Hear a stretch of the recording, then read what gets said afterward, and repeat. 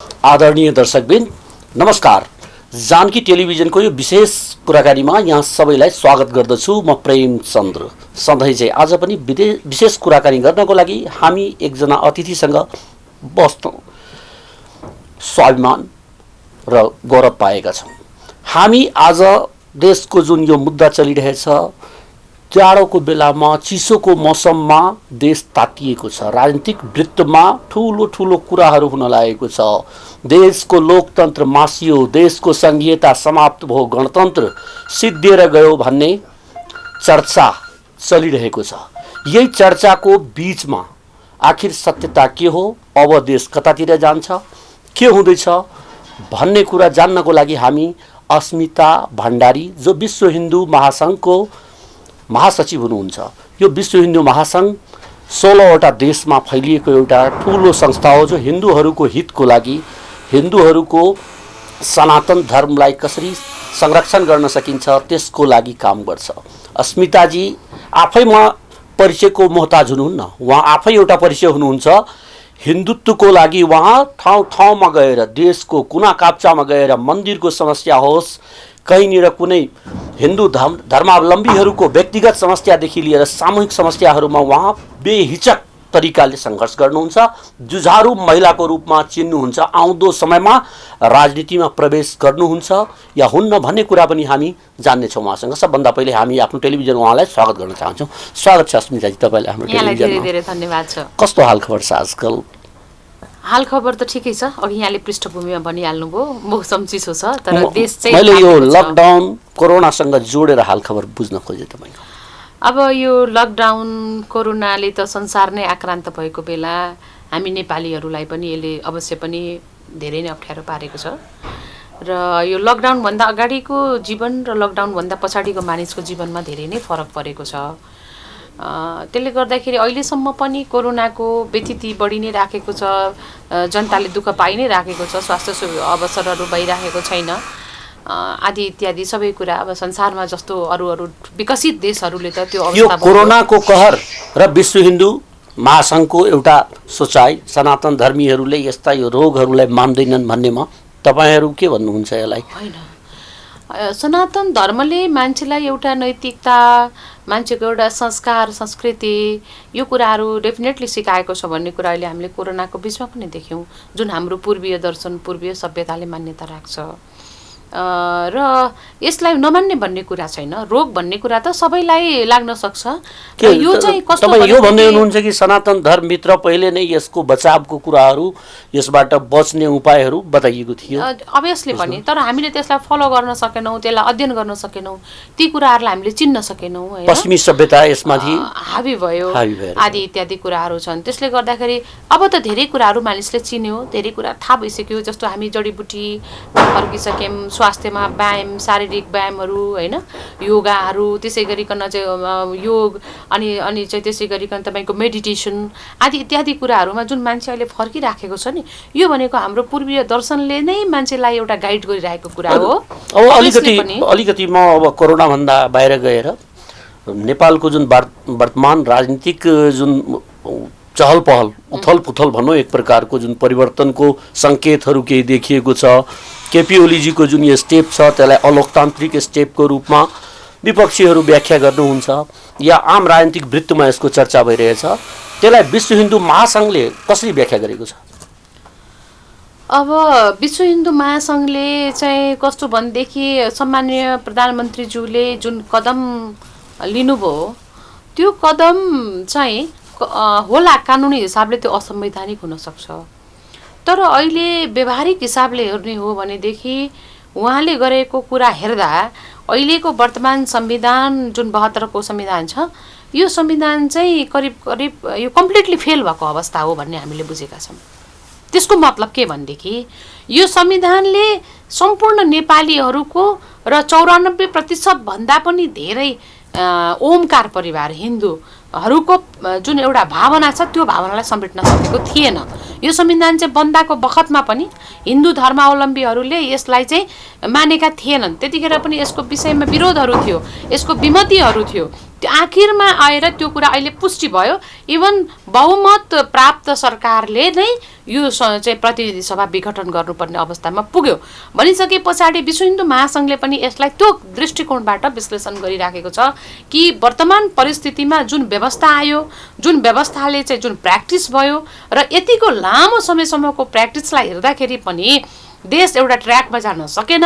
यसले अस्थिरता पैदा गर्यो र सडकमा विमतिहरू देखिए र ती विमतिका स्वरहरूको चाहिँ एउटा आवाज र साथसाथै अहिले जुन चाहिँ एउटा चाहिँ यो व्यवस्थाले चाहिँ जनतालाई समेट्न नसकेका कुराहरू सबैलाई नै अनुभूति गरेर प्रधानमन्त्रीले यो गर्नुभयो।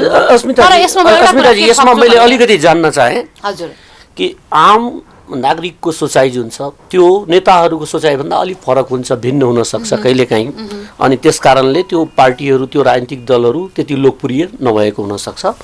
तर अहिले जुन एउटा राजनीतिक वृत्तमा परिवर्तन जुन ल्याउनु भएछ केपी ओली, यो एकदमै सुझबुझको साथ ल्याउनु भएको हो या अत्तालेर केही कुरा नपाएर तुरन्तै हडबडाएर केही परिवर्तन ल्याइदिउँ, केही आफू डिफेन्स गर्नको लागि आफूलाई बचाउनको लागि ल्याइदिउँ, कस्तो लाग्छ? यस्तो छ अब के भनेदेखि जुन प्रधानमन्त्रीले यो जे गर्नुभयो, बहुमत प्राप्त दलको प्रधानमन्त्री, दुई तिहाईको प्रधानमन्त्री, जसले चाहिँ कसैलाई पनि साँच्चै भन्यो भने कसैलाई सोधिरहनु पर्ने आवश्यकता छैन। तर लोकतन्त्रमा सानोभन्दा सानो आवाजलाई पनि सुन्न पर्छ हैन। त्यो हिसाबले हेर्दाखेरि चाहिँ उहाँले कसैलाई सोध्नु भएन भन्ने कुराहरू अहिले जुन आइराखेको छ, सडकमा आन्दोलन भइराखेको छ, म त्यतापट्टि जान चाहन्न। र उनीहरूको बिचमा जुन पार्टीको बिचमा उहाँहरूको जुन एउटा झगडा थियो, त्यो झगडाले अन्ततगत के गर्यो त भन्दाखेरि यो व्यवस्था नै फेलियर हो भन्ने कुराको पुष्टि गर्यो। पार्टीभित्रको झगडाले त पार्टी तोड्नु पर्ने थियो, त्यो ठाउँमा यसरी संसदलाई नै डिजल्भ गरिदिनु होइन, उहाँहरूको कुरा हो। र केपी ओली आफैमा एउटा कस्तो भने उहाँलाई एउटा प्रधानमन्त्रीको हिसाबले, मैले एउटा नागरिकको हिसाबले हेर्दाखेरि उहाँ केही पनि नबुझ्ने र खालि आवेगमा आएर डिसिसन गर्ने नेता होइन हैन। उहाँले चाहिँ देशकाल परिस्थिति, अध्यात्म, पूर्वीय दर्शन, सभ्यता सब कुरा बुझ्नु भएको छ र उहाँ त्यस्तो अहिलेको चाहिँ त्यस्तो ठुलो एउटा दलको त्यस्तो बहुमत प्राप्त त्यस्तो दुई तिहाईको चाहिँ सरकारको चाहिँ प्रधानमन्त्री हो जसले यो कुरालाई त्यति सामान्य ढङ्गबाट पक्कै पनि व्याख्या गर्नु भएको छैन होला जस्तो मलाई लाग्छ। उहाँको केही कुराहरू कोरोनाकै सन्दर्भमा कुरा आएको थियो, त्यति बेला उहाँले यो बोसोबाट बनेको भाइरस भन्नुभयो, दुईचोटि हाच्छु गर्यो भने मर्छ, यो भाइरस मरेर जान्छ, रामको जन्म अयोध्यापुरीमा भएको कुराहरू गर्नुभयो। यसले उहाँको गहराई देखायो कि उहाँको उथलता देखाएछ? अब यस्तो छ, यो कुराहरूमा म त्यति धेरै डिपली जान पनि चाहन्न। उहाँले कति डिपली भन्नुभएको हो त्यो प्रधानमन्त्रीजीलाई नै सोध्न पर्छ। तर जुन चाहिँ रामको जन्मभूमि भन्ने कुरा चाहिँ जुन आयो, यो विषयमा चाहिँ हामीले जुन एउटा अयोध्या र हाम्रो मिथिलाञ्चलसँग जुन हाम्रो मिथिला क्षेत्र, मिथिला प्रदेश हैन, मिथिला भनौँ न एउटा कल्चरसँग जुन एउटा हाम्रो अध्यात्मको सम्बन्ध छ, त्यो सम्बन्धलाई हामीले चाहिँ कसरी हेर्छौँ भने कुनै एउटा नक्सा हैन, कुनै एउटा चाहिँ क्षेत्र भूगोल भन्दा माथि हेर्छौँ। र हामीले के हेर्छौँ भनेदेखि विश्व हिन्दू महासङ्घले हामी चाहिँ दर्शन, हाम्रो पूर्वीय सभ्यताले जे कुरालाई चाहिँ निर्दिष्ट गरेको छ र हामीले सुन्दै आएको कुरा, त्रेता युगमा देखि सुन्दै आएको कुरा कि भारतवर्षसँग हाम्रो एउटा सम्बन्ध त्यो गाँसिएको छ, जुन सम्बन्ध अहिलेसम्म हामी मानिराखेका छौँ। हाम्रो माता जानकीको जन्मस्थल नेपालमा र उहाँ चाहिँ जनकपुरको एउटा छोरीको रूपमा र अयोध्याको चाहिँ राम त्यहाँको एउटा राजाको छोरा राजकुमारको रूपमा, त्यतिखेरको कुरालाई हामीले अहिलेसम्म हाम्रो एउटा सांस्कृतिक एउटा कल्चरल रिलेसनको रूपमा हामीले एक्सेप्ट गरेका छौँ। अब यो कुरा त्यतिखेर प्रधानमन्त्रीले कसरी भन्नुभयो, त्यतिखेर पनि मैले त यो कुरालाई जोड्न मात्रै चाहे कि अहिलेको जुन उहाँको यो स्टेप छ त्यस्तै त्यो कुरासँग अर्थ राख्दैन। त्यो कुरासँग के अर्थ राख्छ? एउटा कुरा, भारतवर्षसँग हाम्रो सांस्कृतिक एकता छ, भारतसँग हिन्दुस्तानसँग हाम्रो सांस्कृतिक एकता छ, हाम्रो चाहिँ तपाईँको धार्मिक एकता छ। त्यो धार्मिक सांस्कृतिक एकता, हाम्रो पारिवारिक जुन सम्बन्ध छ, त्यो सम्बन्धलाई अक्षुण्ण राख्नुपर्छ र त्यसलाई कुनै नक्सा, भूगोल या कुनै पनि भारतसँगको सम्बन्धलाई अक्षुण्ण राख्नको लागि जति नोक्सान चाहे नेपालले बेहोर्नु पर्छ। होइन, नेपाल त्यो होइन, नोक्सान बेहोरेर राख्ने भन्ने कुरै होइन। यसलाई त्यसरी बुझ्नु हुँदैन। यसलाई कसरी बुझ्नुपर्छ भनेदेखि मैले सम्बन्ध पनि डिक्लेयर गरेँ, आध्यात्मिक सम्बन्ध सांस्कृतिक सम्बन्ध, पारिवारिक सम्बन्ध हाम्रो जुन छ, हाम्रो अरू छिमेकीहरूसँगको, इभन उत्तरको छिमेकीसँग पनि हाम्रो आफ्नो एउटा विशिष्ट सम्बन्ध छ। तर त्यति मात्र नभएर भारतवर्षसँग हाम्रो अलिकता फरक अरूको भन्दा, होइन, अरू मित्र राष्ट्रहरूसँग भन्दा फरक सम्बन्ध छ। त्यो सम्बन्धलाई हामीले आफ्नो घर झगडा या आफ्नो व्यक्तिगत अभिष्ट या भनेदेखि हाम्रो पारिवारिक रिलेसन, यो कुराका कारणले गर्दा छिमेकीसँगको सम्बन्धलाई बिगार्नु हुँदैन। अहिले यो प्रधानमन्त्रीको कदमले गर्दा सडक तात्तिने अवस्था आइसकेको छ। अब विश्व हिन्दू महासङ्घ यसको फाइदा उठाउँदै आफू पनि सडकमा जान्छ या मौन भएर बस्छ? यस्तो छ, अब विश्व हिन्दू महासङ्घले पहिलेदेखि आफ्नो एउटा धारणा डिक्लेयर गरेको छ। सडकमा कोही पनि नहुँदा, जुन बेलामा यो देशमा भर्खरै गणतन्त्र आएको थियो, धर्मनिरपेक्षता हुँदै थियो, त्यो बेला पनि विश्व हिन्दू महासङ्घले यो देश हिन्दू अधिराज्य हुनुपर्छ र राज संस्थाको स्थापना पुनर्स्थापना हुनुपर्छ। हाम्रो सिधा एउटै छ, राज संस्था हाम्रो एउटै बटन लाइन हो, त्यो भनेको हिन्दू अधिराज्य। हिन्दू अधिराज्य भन्नु नै राजा सहितको हिन्दू राष्ट्रको परिकल्पना हो हाम्रो। तर यहाँहरूमा पनि फरक छ नि संगठनहरू, जस्तै विश्व हिन्दू परिषदले। अब म अहिले परिषदमा आउँछु। यहाँ जस्तो यहाँले भन्नुभयो ओलीसँग अहिले जुन चाहिँ प्रधानमन्त्रीजीले जे भन्नुभयो या उहाँले जुन स्टेप लिनुभयो, त्यो स्टेप लिएको कुरालाई मात्र हामीले अवसरको रूपमा लिने होइन। त्यसले वातावरण केही न केही अहिले जुन बनिरहेको, हामीले त उहाँले त्यो स्टेप नलिँदैखेरि हाम्रो चाहिँ हिन्दूवादीहरू, राजावादीहरू सडकमा आइसकेका थिए। त्यो अहिले होइन, किनकि यो हाम्रो देश हिन्दू राष्ट्र हुन पर्छ भन्ने मान्यता राख्नेहरू त हिजो यो संविधानको विरोधमा पनि त आएका थिए। अहिले केपी ओलीको यो स्टेपले के तपाईहरूको जुन प्रेसर ग्रुप थियो, राजावादीहरूको जुन आन्दोलन थियो, त्यसको कारण पनि भएको भन्न मिल्छ? मिल्छ, तपाईँहरूको कारणले केपी ओली होइन। हाम्रो प्रेसर भनेको त के हो भनेदेखि हामीले प्रतिनिधि सभा विघटन गराउने हाम्रो प्रेसर होइन। हामी व्यवस्थाको विरुद्धमै लागिराखेको मान्छे हो। हामी व्यवस्थाको विरुद्ध हाम्रो चाहिँ यो अहिलेको व्यवस्था जुन चाहिँ गणतान्त्रिक सङ्घीय गणतान्त्रिक व्यवस्था छ, हामी लोकतन्त्रको पक्षपाती हो, हामी प्रजातन्त्रको पक्षपाती हो। तर संघीयता र गणतन्त्र हामी मान्दैनौँ। संघीयतालाई तपाईँहरू मान्नुहुन्न? किनभनेदेखि होइन, संघीयताको जुन मोडेल, जुन किसिमको कन्सेप्ट अहिले आएको छ, तपाईँको हेर्नुहोस्, राजालाई स्थापित गर्ने, देशलाई पछाडितिर धकेल्ने, पछाडि र अगाडिको कुरा होइन, सोचाइको कुरा हो।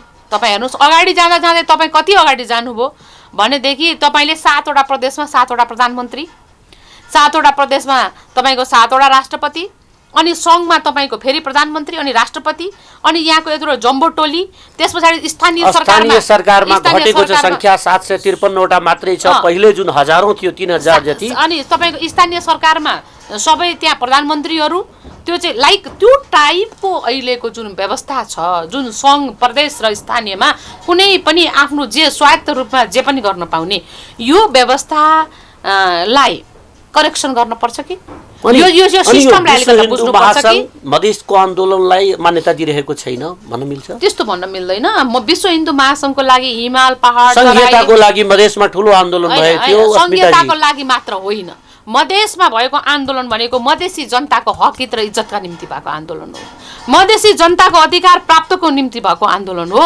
र मधेस पहाड हिमाल र तराई भनेर विश्व हिन्दू महासङ्घले अघि नै मैले यहाँलाई निवेदन गरेँ, हामी त्यसरी चाहिँ एउटा भूगोल, एउटा चाहिँ नक्साभन्दा माथि हामी मान्यता राख्छौँ। त्यस कारणले बिना तराई, बिना हिमाल, बिना पहाड नेपालको परिकल्पना हुन सक्छ? इम्पोसिबल, हुनै सक्दैन। त्यस कारणले गर्दाखेरि हामीले चाहिँ कसैलाई काख र कसैलाई पाखाको जुन दृष्टिकोण अहिले छ, अहिलेको अवस्थामा के निकास दिनुहुन्छ तपाईँहरू यो आन्दोलन भनेको? कुनै जात, कुनै वाद, कुनै वर्ग, कुनै के अरे होचो, कुनै अग्लो नदेखिकन, कसैलाई काख कसैलाई पाख नगरिकन, होइन, एउटा समतामूलक समाजको परिकल्पना गर्नुपर्छ। र त्यसमा हाम्रो संसारको एउटै मात्रै हिन्दू देशको पहिचान बोकेको हाम्रो यो देवभूमि हो, यो हाम्रो तपोभूमि हो। र यो चाहिँ के भनेदेखि पूर्वीय सभ्यता जसले संसारलाई चाहिँ गाइड गरिरहेको छ भने ओलीजीले त बाटो प्रशस्त गरिदिनु भएछ नि। वैशाखमा चुनाव गरौँ, चुनावमा तपाईँहरू द्वितीय ल्याउनुहोस्, यो राष्ट्रलाई हिन्दू राष्ट्र बनाउनुहोस् या सेकुलर राख्नुहोस्। त्यस्तो एउटा हाम्रो देवभूमि, एउटा तपोभूमिको जुन हाम्रो एउटा चाहिँ हाम्रो परिचय बोकेको मुलुक हो, त्यो मुलुकको पहिचानलाई पुनः कायम गर्नुपर्छ भन्ने हाम्रो मान्यता हो। र त्यसै गरिकन अब केपी शर्मा ओली प्रधानमन्त्रीजीले भन्नुभएको कुरा यो पोलिटिकल कुरा हो, अल्टिमेटली जो पार्टीमा हुनुहुन्छ, जो चाहिँ सत्तामा जान चाहनुहुन्छ, जो निर्वाचनमा जान चाहनुहुन्छ, निर्वाचनमा जानु सकारात्मक कुरा हो। किनभनेदेखि यो लोकतन्त्र हो, यो प्रजातन्त्र हो र तपाईँ डेमोक्रेसीमा तपाईँ इलेक्सनमा जान चाहनुहुन्न, तपाईँ जान डराउनुहुन्छ भने के राजनीति गर्नुहुन्छ?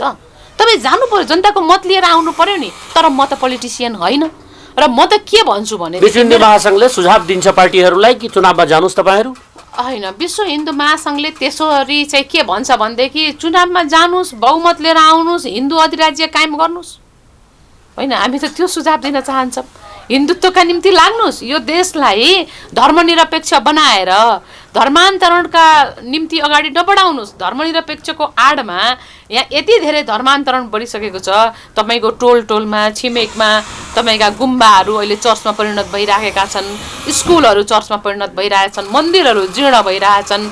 हाम्रा चाहिँ मठ मन्दिर, पार्टी पौवा, देवालय, देवस्थलहरू सब चाहिँ तपाईँको चाहिँ अहिलेको यो धर्मनिरपेक्ष सरकारको एक मिनट, यो धर्मनिरपेक्ष सरकारको कब्जामा चाहिँ हाम्रा मठ मन्दिर, साधु सन्त महात्माहरू छन्। त्यस कारणले यो चिज गलत हो र यसलाई करेक्सन गर्नुपर्छ। कसले गर्ने भन्दा जससँग राजनीतिक पावर छ, जससँग राजनीतिक शक्ति छ, जसले राजनीति गरिरहेछ, राजनीति तौरबाट अगाडि बढिरहेछ, उनले सुशासन कायम गर्नु पर्यो नि। सुशासनका निम्ति अगाडि बढ्न पर्यो नि। होइन र अब चाहिँ तपाईँ चुनावमा पनि जानुहुन्न, तपाईँ आफू झगडा गरिरहनुहुन्छ, अनि तपाईँ नाराबाजी गर्नुहुन्छ, अनि त्यसपछि तपाईँको चाहिँ 17,000 मान्छे मारेर आएको मान्छेहरूलाई चाहिँ तपाईँ सल्युट गरेर हिँड्नुहुन्छ, अनि एउटा साधु सन्त महात्मा अथवा चाहिँ हाम्रो चाहिँ पशुपतिनाथको मन्दिरमा ताला लगाउनुहुन्छ। त्यो के राजनीति गर्नुहुन्छ? त्यस्तो राजनीतिको अर्थ छैन। बाहिर चर्चाको विषय एउटा बनेको छ, विश्व हिन्दू महासङ्घ र विशेष गरी अस्मिताजी आरएसएसको नजिक हुनुहुन्छ र आरएसएसको इसारामा चल्नुहुन्छ भन्ने कुराहरू आउँछ। के भन्नुहुन्छ? अब हेर्नुहोस् त, मान्छेले कसले कसलाई के भन्छ त्यो कुरासँग म त कुनै अर्थ राख्दिनँ र आरएसएससँग झगडा गर्नुपर्ने पनि कारण छैन। हामी नजिक पनि छैनौँ, टाढा पनि छैनौँ। के छ भनेदेखि अब उहाँहरूले आफ्नो काम गरिरहनु भएको छ, उहाँहरू हिन्दुत्वका लागि लागिरहनु भएको छ, हामी हिन्दू अधिराज्यका लागि लागिरहेछौँ। त्यसो उनीहरूले उहाँलाई किन झगडा गर्ने? भारतमा 2/3 सरकार छ, उहाँहरूकै आफ्नै पहलमा बनेको, उहाँहरूकै नजिकको पार्टी मोदीजीको सरकार चल्दैछ, तर त्यो हिन्दू राष्ट्रको लागि पहल भइरहेको छैन। नेपालमा तपाईँहरूको हिन्दूवादी पार्टी जो आफूलाई भन्छ म हिन्दूवादी पार्टी हुँ, कमल थापाजीको पार्टी या पशुपतिजीको पार्टी, उहाँहरूको डाइमेन्सन नै छैन। के भन्नुहुन्छ यसलाई? यहाँ हिन्दू राष्ट्र बनाउने ठुलो आन्दोलन गर्नुहुन्छ, भारतमा केही भइरहेछ? यस्तो छ, भारतले के भनेदेखि छिमेकी देश हो, उहाँहरूले आफ्नो लागि गर्नुपर्छ, हामीले हाम्रो लागि गर्नुपर्छ। होइन, जसलाई भोक लाग्छ उसले नै आफ्नो खानेकुराको तयारी गर्नुपर्छ। अहिले हामीलाई भोक लागेको छ, त्यस कारणले हाम्रो खाना हामीले जुटाउनु पर्छ। इट मिन्स के भनेदेखि भारतले हिन्दू राष्ट्र स्थापना गराइदिन्छ भन्ने जुन मानसिकता यदि कसैले राखेको छ भने म तपाईँको यो लोकप्रिय सञ्चार माध्यमबाट भन्न चाहन्छु कि यस्तो मानसिकता नराख्नु होला। त्यसरी अर्काले ल्याइदिएर हाम्रो हिन्दू राष्ट्र आउँदैन। भारतमा पनि विश्व हिन्दू महासङ्घ सङ्घर्ष गर्दैछ हिन्दू राष्ट्रको लागि, अभियसली गरिरहेछ। र नेपालमा के गर्नुपर्छ भने नेपालीले नै हाम्रो देशलाई के कुरा गर्दा हित हुन्छ, राम्रो हुन्छ, जसले चाहिँ सबै जनताको लागि सकारात्मक दिशा निर्देश गर्न सक्छ, त्यो काम हामी नेपालीले गर्ने हो, विदेशीको मुख ताक्ने होइन। त्यस कारणले गर्दाखेरि हामी नै युनाइट हुनुपर्छ, हामी एकजुट हुनुपर्छ। रह्यो तपाईँले भन्नुभयो चाहिँ जो पार्टीले चाहिँ अहिले चाहिँ हिन्दू राष्ट्रको मुद्दा उठाइराखेको छ, अब म यहाँलाई के निवेदन गरौँ भनेदेखि हिन्दुत्वको मुद्दा भनेको यो देशमा सबैको मुद्दा हो र यो देश नेपाल भनेको नेपालीहरूको मात्रै हिन्दुत्वका लागि होइन, यो संसारभरिका जति पनि हिन्दू छन् ती सबै नेपालमा एउटा आस्थाको केन्द्र मानेर आउँछन्। यहाँ भगवान् पशुपतिनाथको मन्दिर छ, माता जानकीको मन्दिर छ, त्यसै गरिकन भगवान् गौतम बुद्ध चाहिँ अवस्थित भएको जन्मिएको मुलुक हो यो भने पछाडि यो एउटा कुनै वाद आइडियोलोजी र पार्टीमा मात्र लिमिट हुने कुरा होइन। र यसका निम्ति जुन कमल थापाजीहरूले उठाउनु भएको छ पोलिटिकल मुद्दा, त्यसको निम्ति उहाँहरूलाई त धेरै धेरै धन्यवाद छ। तर उहाँहरूको मात्रै होइन, हेर्नुहोस् न, काङ्ग्रेसले पनि त भनिरहेछ, अरू पनि भनिरहेछ, आन्तरिक रूपमा सबै छ। र यो पार्टीको कुरा होइन, यो भावनाको कुरा हो। र हिजो पनि तपाईँको चाहिँ के थियो भनेदेखि जसले यो बाबुराम भट्टराई प्रधानमन्त्री भएको बेलामा एउटा सुझाव सङ्कलन समिति बनाएको थियो, त्यो सुझाव सङ्कलन समितिले सुझाव माग्दा 84% भन्दा धेरै हिन्दूहरूले यो देश हिन्दू राष्ट्र हुनुपर्छ भनेको थियो। त्यो सुझाव जनमत मात्रै भएर हुँदो रहेछ त? यो देशमा धर्मनिरपेक्ष के कारणले गएको, के यहाँका मान्छेहरू विधर्मी भएर गएको हो, पूजापाठ नगरेर गएको हो, घन्टी नबजाएर गएको हो? होइन नि। 2-4 जना नेताहरूलाई यसै गरी सोध्नुहोस् न, उहाँहरूले युरो कति खानुभयो, उहाँहरूले कसको डलर खानुभयो? युरोपियन युनियनले हिन्दू राष्ट्रबाट यसलाई सेकुलर राष्ट्रमा ल्यायो बनाउनलाई भन्न को खोज्नुभयो। नेताहरू, यस अफ कोर्स को नेताहरू यसको गोटी हुनुभयो, त्यो हेर्नुहोस् न। त्यस कारणले गर्दा सिधा साधा नेपाली जनताहरूको के पनि गल्ती छैन र यो पोलिटिकल पार्टीले उठाएर मात्र हुने मुद्दा होइन। जो विदेशीका निम्ति बिकेर यत्रो 84% हिन्दू 94% ओमकार परिवार भएको देशमा एकचोटि सोध्दै नसोधिकन तिमीलाई हिन्दू राष्ट्र चाहिन्छ कि चाहिँदैन, यसमा जनमत सङ्ग्रह गर्नुपर्छ कि पर्दैन, यतिसम्म पनि एउटा डेमोक्रेटिक नर्म्स पनि नराखिकन रातारात चाहिँ बोराका बोरा पैसा खाएर आफ्नो पद र प्रतिष्ठाको निम्ति चाहिँ उहाँहरू चाहिँ विदेशीको पाउमा गएर समर्पित भएपछि अनि रहन्छ हिन्दू राष्ट्र। त्यस कारणले यो त्यसरी गएको हो। र म के भन्छु भने एउटा रत्नाकर जस्तो डाकु वाल्मीकि हुन सक्छ भने हाम्रा नेताहरूले पनि जे गल्ती गर्नुभयो उहाँहरूलाई माफी नै छ। हिन्दू राष्ट्र बनाउनु पर्यो, अब करेक्सन हुन पर्यो र भावी जेनेरेसनको लागि, आउने सन्ततिको लागि राम्रो काम छोडेर जानु पर्यो र उहाँहरूले अब यो देशलाई पुनः हिन्दू अधिराज्य बनाउनु पर्यो।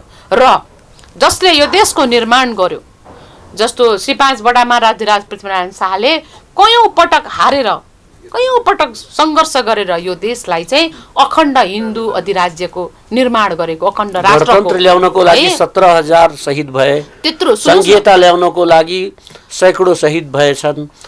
अनि त्यो बीचमा राज संस्थालाई जोगाउनको लागि पृथ्वीनारायण शाहको दुहाई दिनु होइन, म दुहाईको कुरा होइन, यसमा बुझाइको अभाव हो। म के भन्छु भनेदेखि 19,000 मधेसमा कुरा उठ्छ नि, पृथ्वीनारायण शाहले अलग होइन, भूमि एकीकरण गरे, भावनात्मक एकीकरण गर्न सकेन।